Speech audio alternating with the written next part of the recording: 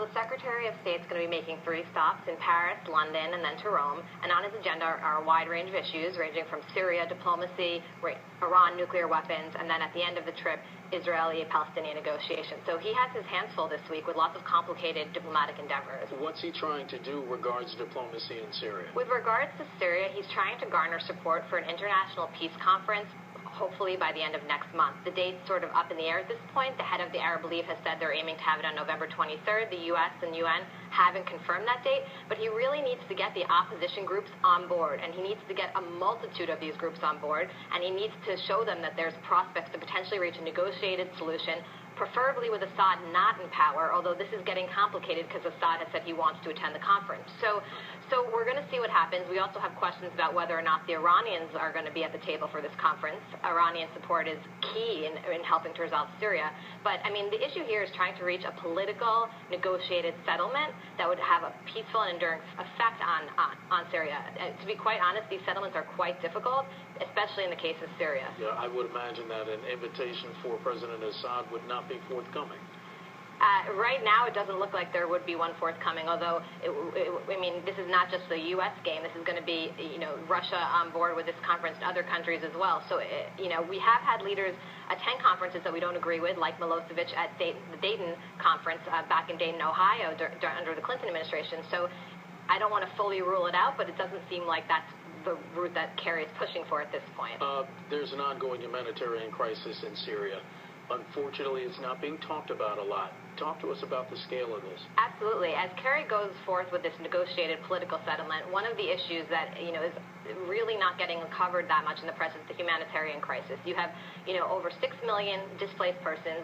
You have, within the country itself, I think it's around 4 million, 2 million out of the country. You have 300,000 Syrian children in Lebanon. And this is an issue that, NGOs like the International Rescue Committee and lots of other groups are working on.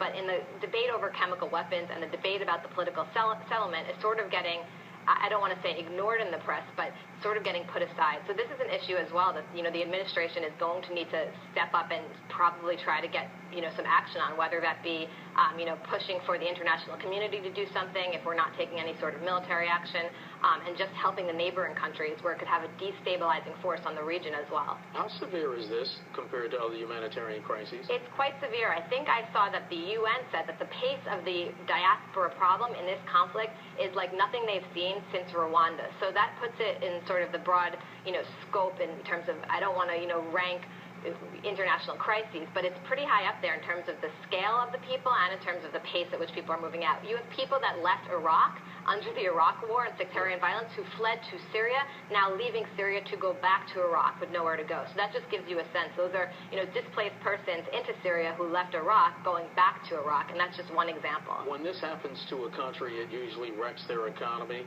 Is there a time frame from when their economy might have to get back on? Sounds like they're going to need something like a Marshall Plan just to rebuild the infrastructure. This is going to be a long, long process, both the humanitarian aspect, the political aspect, and the chemical aspect. You sort of have a triad of issues here. It's not just the chemical weapons. It's not just the humanitarian crisis. It's not just the political elements. You have all 3 of these creating what's going to be years and years of, negotiations and political work, both with the international community, the United States, and NGOs and the, civic society all chipping in. Alleviating the suffering of those who have been displaced. Is that something that the U.S. and the international community can get on the same page?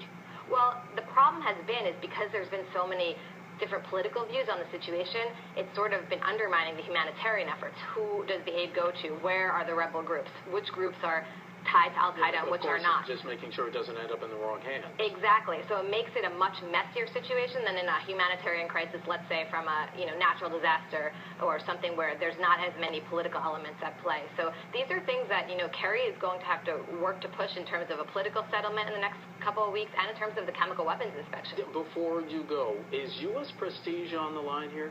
I think U.S. prestige is always on the line in any sort of high-profile negotiation setting. Yeah. Credibility, ability to act as a sort of honest broker between parties, this is something that has real international repercussions. And I think Kerry's been doing a good job. I think all of these issues are interconnected. So his progress in Syria affects his progress with Iran. His progress in Iran affects his progress of Syria. Nothing is sort of isolated amongst these issue areas.